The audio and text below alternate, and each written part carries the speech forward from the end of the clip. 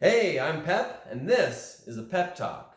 Now today, I'm going to give you some tips and advice for creating a character in role-playing games, such as Dungeons & Dragons. Now something important I want to bring up is that I'm not going to be walking you through the whole character creation process. Instead, we're going to talk about character concepts and role-playing.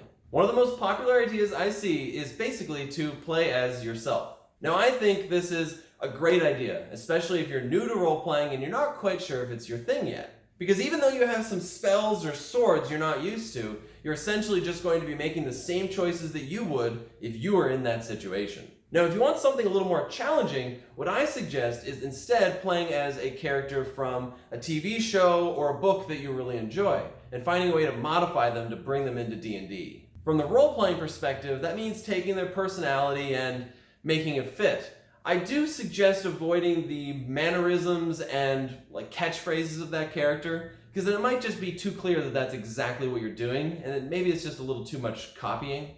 My personal goal is to feel like I've represented the character without anyone else at the table really knowing what's going on. Now, mechanically, you're going to need to find a character class, race, and equipment that fits this character. Your DM can be a great tool for that, because often they'll let you customize things that you need. For example, maybe your spells need to use blue or silver fire because that's what the character would have.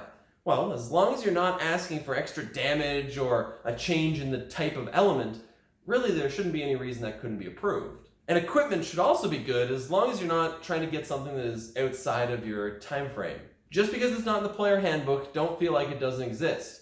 Think about it, there's no chairs in the player handbook, but clearly they do exist. Although I guess you don't want to take them with you on an adventure. Or would you? Anyways, picking a class shouldn't be that difficult, but try not to worry too much about the label. My favorite example is Cleric. You might have Cleric written down on your character sheet, because that's the powers and abilities that you want or need. But if you go into battle in a furious rage trying to smite those who have done wrong, well, you kind of sound like a paladin.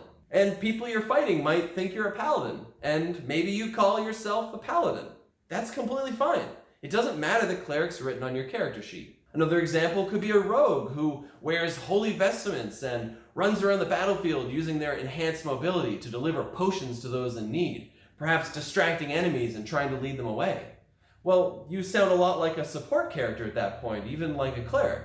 But clearly, you're not. You do have the abilities of a rogue. Now, if you want to go deeper into that, you can also multi-class, which lets you play as both or more classes at once. I don't suggest this for new players unless you look at the multi-class section and think, oh, this seems pretty simple. And it does allow for enhanced role-playing in some ways as well. Perhaps in the example of that rogue, you grew up on the streets just completely devoted to stealing and crime, but then you stole from the wrong place. You stole from the church.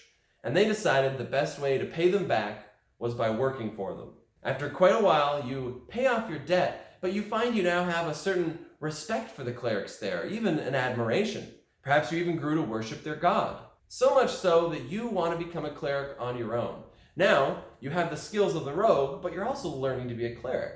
Maybe you'll bounce between the two and find some sort of balance. And that's the joy of multiclassing. Something else I think is pretty important is having a voice. Now, if you don't want to do it, don't feel pressured. It's not a huge deal. But it is a great way to have a difference between when you're talking in character and when you need to ask the DM a question. If you're having trouble coming up with a voice, I suggest the same thing as before. Find a character from a TV show or a movie that has a voice you like and see if you can emulate it. I do suggest skipping out again on the mannerisms and catchphrases, but if everyone at the table enjoys it either way, then who cares? Have fun. My one bit of advice is to maybe practice in a mirror a few times before you try to do it. It seems easy sometimes to come up with a character on the fly, but it's often not. Now, the last thing I want to talk about are your motivations as a character. Sure, you're all on a quest or adventure together, and so you're trying to achieve the same goal, but it's a good idea from a role-playing perspective to have a motivation personally. Maybe you want to own a castle someday. Maybe you're searching for true love, or wealth, or power.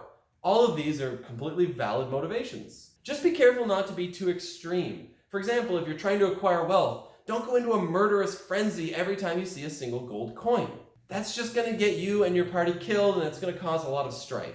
Instead, try to find creative ways to achieve that goal. When you're offered a job, try to get the wages pulled up a little bit more. Maybe you negotiate a little bit more aggressively with the merchants. Perhaps you like betting on the outcomes of battles, or who can climb that tree the fastest. There's a lot of fun role-playing hiding in there. Another bit of role-playing I enjoy is having some hidden fears and likes. This can create great situations, like walking into a dungeon for the first time and coming across some cobwebs. Your character shudders, and suddenly everyone else in the party has to worry, is this going to be a problem if we run into spiders later? And on the opposite side of things, maybe you are wandering through the forest and it's time to find a place to rest. The DM casually mentions a tree with some acorns.